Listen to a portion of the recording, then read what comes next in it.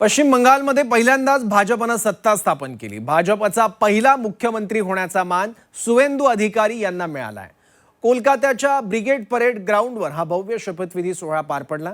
या शपथविधी सोहळ्यासाठी नरेंद्र मोदी, अमित शहांसह अनेक दिग्गज नेत्यांनी हजेरी लावली होती। पाहूयात। आम्ही शुभेंदु अधिकारी ईश्वरेर नामे शपथ करितेछि जे बंगालचा कारभारी सुवेंदू अधिकारी।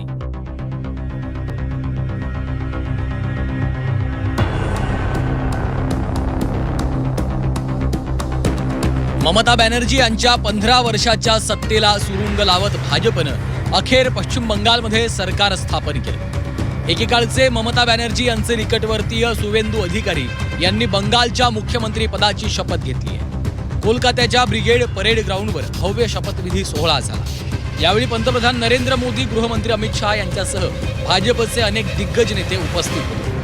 महाराष्ट्राचे मुख्यमंत्री देवेंद्र फडणवीसांसह उपमुख्यमंत्री एकनाथ शिंदे आणि उपमुख्यमंत्री सुनेत्रा पवारही शपथविधी सोहळ्याला उपस्थित होत्या।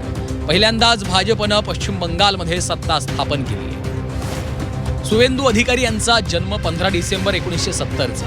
पदव्युत्तर शिक्षण त्यांनी घेतलं। 2011 मध्ये रवींद्र भारती विद्यापीठातून MA ची पदवी घेतली। त्यांचे वडील शिशिर अधिकारी माजी केंद्रीय मंत्री होते। तृणमूल काँग्रेसमधनं राजकीय कारकिर्दीला सुरुवात झाली। 2006 मध्ये पहिल्यांदा आमदार बनले। 2009 आणि 2014 मध्ये लोकसभेवर निवडून गेले। नंदीग्राममधील भूमी अधिग्रहण विरोधी आंदोलनातून राज्याच्या कानाकोपऱ्यात पोहोचले। 2020 मध्ये तृणमूल सोडून भाजपमध्ये प्रवेश केला। आज गुरुदेव रविंद्रनाथ टैगोर का पुण्य जन्मदिन। इस अवसर पर या शपथविधी सोहळ्यात पंतप्रधान नरेंद्र मोदींनी त्यांच्या कृतीतून साऱ्यांचं लक्ष वेधून घेतलं।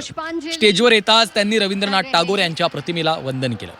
त्यानंतर मोदींनी भाजपचे 98 वर्षीय ज्येष्ठ नेते माखनलाल सरकार यांना आलिंगन देत त्यांच्या पायांना स्पर्श करत आशीर्वाद घेतले। श्यामाप्रसाद मुखर्जी यांचे सहकारी असलेले सरकार हे भाजपाच्या सुरुवातीच्या काळातील पश्चिम बंगालमधील महत्त्वाच्या नेत्यांपैकी एक आहेत। शपथविधी सोहळ्यानंतर पंतप्रधान नरेंद्र मोदींनी पश्चिम बंगालच्या जनतेला दंडवत घालत दिलेल्या घवघवीत यशाबद्दल जनतेचे आभार मानले।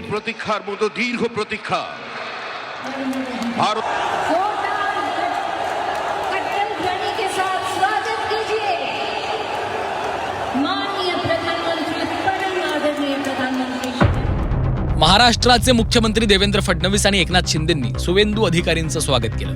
पश्चिम बंगालचा विजय हा भारताचा विजय असल्याचं फडणवीसांनी म्हटलंय। सुवेंदू अधिकारी यांनी गुंडगिरी, भ्रष्टाचाराविरोधात लढाई लढली होती, त्याचा विजय झाल्याचं एकनाथ शिंदेंनी म्हटलं। ये न केवल भाजपा की जीत है बल्कि ये भारत की जीत है, क्योंकि भारत की सुरक्षा की दृष्टि से पश्चिम बंगाल एक बहुत अहम राज्य है, भारत के विकास की दृष्टि से बहुत अहम राज्य है। और जिस प्रकार से प्रधानमंत्री जी के नेतृत्व में यहाँ पर श्रीमान सुवेंदु अधिकारी जी की सरकार बनी है, हम सभी लोग बहुत खुश हैं। पिछले कई सालों से ये गुंडागर्दी, दहशत, ये करप्शन के खिलाफ उन्होंने लड़ाई लड़ी है और यहाँ पर डर और भय हार गया है और मोदी जी का विश्वास जीत गया है। इसलिए यहाँ पर लोग चाहते हैं, यहाँ गुंडागर्दी नहीं चाहते, यहाँ करप्शन नहीं चाहते, यहाँ दहशत नहीं चाहते, यहाँ लोग डेवलपमेंट चाहते हैं। और डेवलपमेंट के मुद्दे पर यहाँ की जनता ने मोदी जी का साथ दिया है। अमित भाई की जो माइक्रो प्लानिंग है उसको इसमें असर उनका दिखा दिया है। सुवेंदू अधिकारी यांच्या मुख्यमंत्री पदावरनं संजय राऊतांनी टीकास्त्र डागलं। भाजपनं अत्यंत भ्रष्टाचारी नेत्याला मुख्यमंत्री केल्याचं म्हणत राऊतांनी भाजपवर टीकास्त्र डागले, तर संजय राऊतांच्या टीकेला नवनाथ बन यांनी प्रत्युत्तर दिले। अत्यंत भ्रष्ट अशा व्यक्तीला मंत्रिपदी किंवा मुख्यमंत्री बसवण्याची मला वाटतं 2020च्या दरम्यान एक स्टिंग ऑपरेशन झालं आणि तृणमूल काँग्रेसच्या 5 खासदारांना ऑन कॅमेरा पैसे स्वीकारताना दाखवण्यात आलं। त्याच्यामध्ये सुवेंदू अधिकारी होते। सुवेंदू अधिकारी यांना भारतीय जनता पार्टीने मुख्यमंत्री केले कारण त्यांच्यावरचे कुठलेही आरोप सिद्ध झालेले नाहीत। तुमच्या बाबतीत तसं नाहीये, तुमच्यावर आरोप सिद्ध झालेले, तुम्हाला जेलवारी देखील झालेली आहे। हे संजय राऊतांनी लक्षात ठेवावं.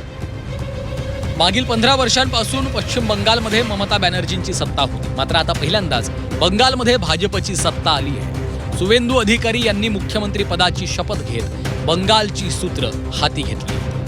ब्युरो रिपोर्ट झी 24 तास.